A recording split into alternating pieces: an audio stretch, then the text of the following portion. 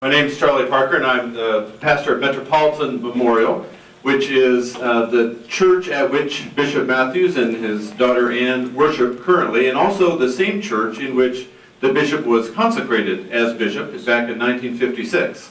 So it's a great privilege to serve there, although I have to say getting up and preaching in front of the senior bishop of United Methodism is a formidable task, but he's always gracious about it.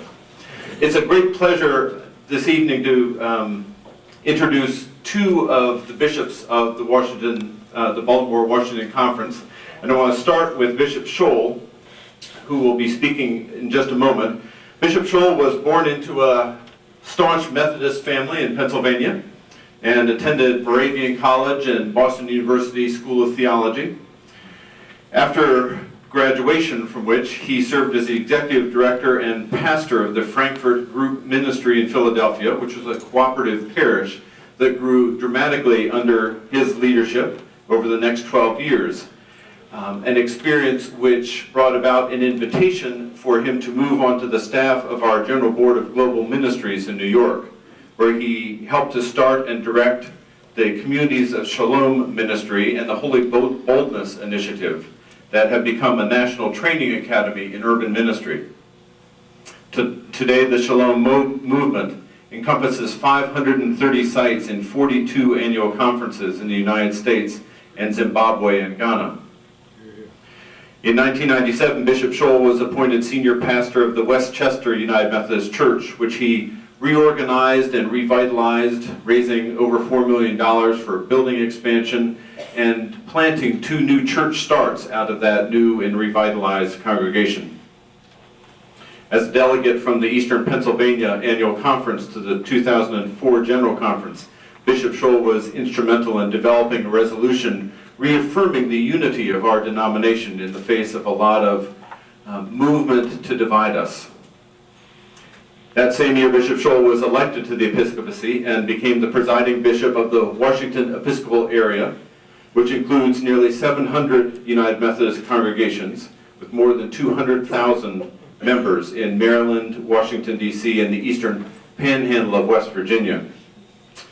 During his tenure, he has helped the conference develop decisive and ambitious goals for revitalizing our denomination, which, as many of you know, has been in numerical decline for over 40 years. His discipleship adventure has helped set concrete goals for the churches in our conference and help support the pastors in our conference as we seek to grow and transform our church and make disciples for Jesus Christ for the transformation of the world. It was a great gift for me to be able to serve on the extended cabinet of Bishop Schol and to see what an incredibly decisive and visionary leader he is, and one of the great hopes for our denomination. So Bishop Schol, if you come forward. I lost you. Oh, there you are. You're sitting in my chair. Thanks, Chair. Well, let's try that again. Good evening. Good evening. It's good to see you all here tonight. I apologize. I'm just coming in from Texas, and flight was a little late, so just arriving. But it's good to see all of you here. Welcome to Washington, D.C. And this symposium, Transforming the Legacy, Peoples of the Spirit in the 21st Century. We're grateful for the leadership of Reverend Maynard Moore, who has worked tirelessly to bring us together for this very important event. His visionary mind and steadfast persistence created this opportunity for us to learn, grow, and recommit to the ministry of theological and social engagement. Maynard, we're grateful to you, and we want to say thank you for all that you've done. Let us share our appreciation.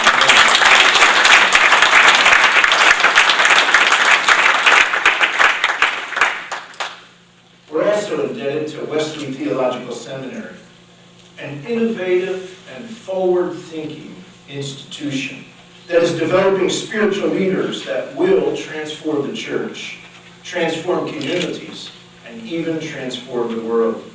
They're exposing spiritual leaders to the richness of biblical story and church tradition so that spiritual leaders make and engage disciples of Jesus Christ in ministries of hope and justice around the world.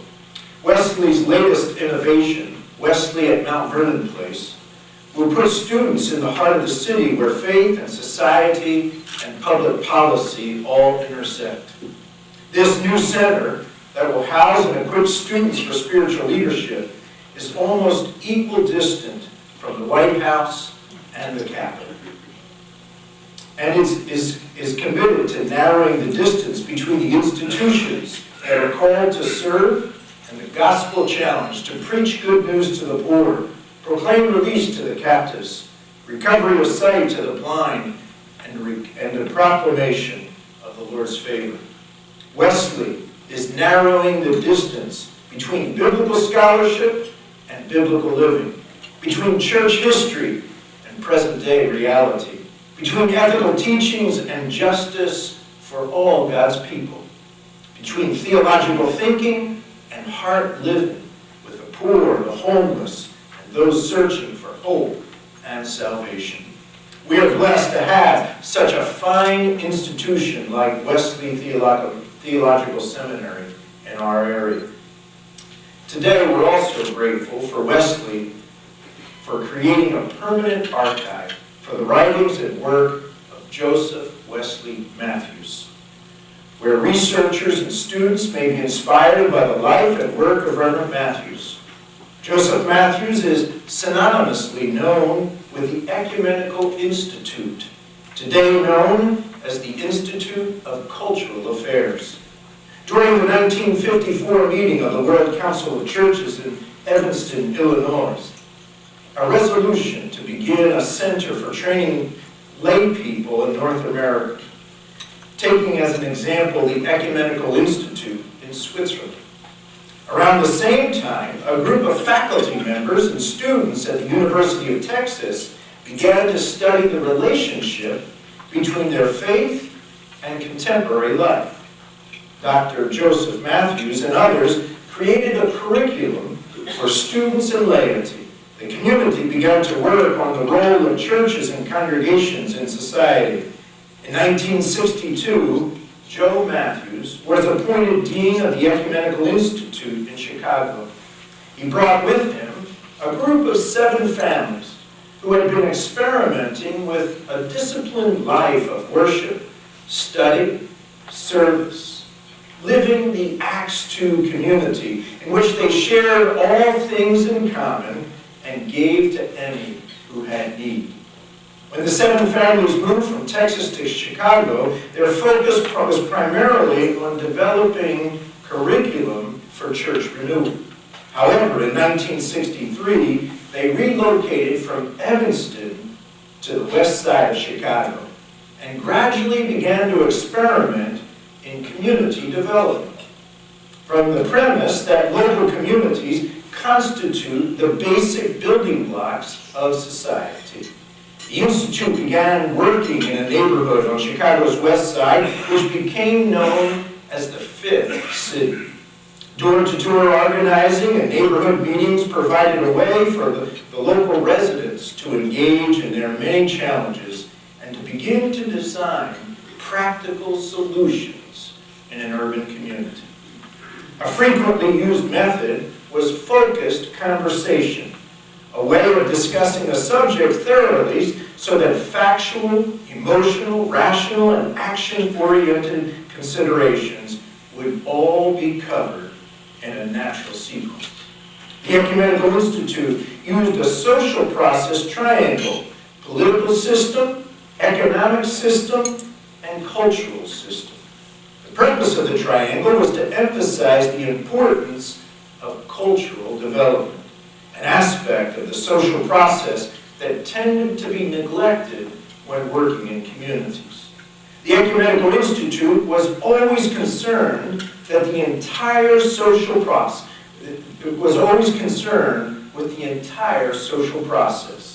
but they felt that culture was the key. Their mission spread globally as they sought to demonstrate comprehensive village development.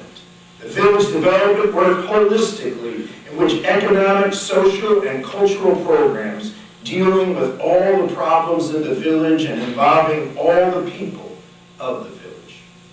While Joe Matthews was creating community in Chicago and around the world, his brother James K. Matthews was also making a difference in the world as a world mission leader.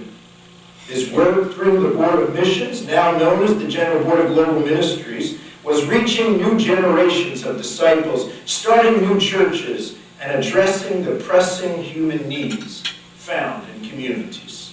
His work took him to many different countries, particularly to India, where he fell in love with the country, where he fell in love with the people of India, and where he fell in love with Eunice. And together they worked passionately with people of India, and they proclaimed the good news to the poor, the release to the captives, recovery of sight to the blind, and the favor of the Lord. One of my first experiences with Bishop Matthews was 3 weeks after my election as a bishop in 2004. We had gathered as a college of bishops here in the northeastern jurisdiction, and we were at a small boutique hotel in New Jersey. And we were checking out, and there Bishop Matthews was, and there was this couple from India. And Bishop Matthews began to speak to them in their native tongue. They lit up, and they just came alive. And I said to myself, my goodness, this man is amazing. And I mentioned it to one of our other colleagues, and they said, oh, he speaks about 6 or 7 different languages. Then I began to get to know this Bishop Matthews. In my short tenure and term as a bishop, one of the things that I've seen over and over again, whether at Council of Bishop meetings or at College of Bishop meetings, is that when Bishop Matthews stands to speak, everyone has expectant ears, that they will hear something of great wisdom and great importance to the life of the church.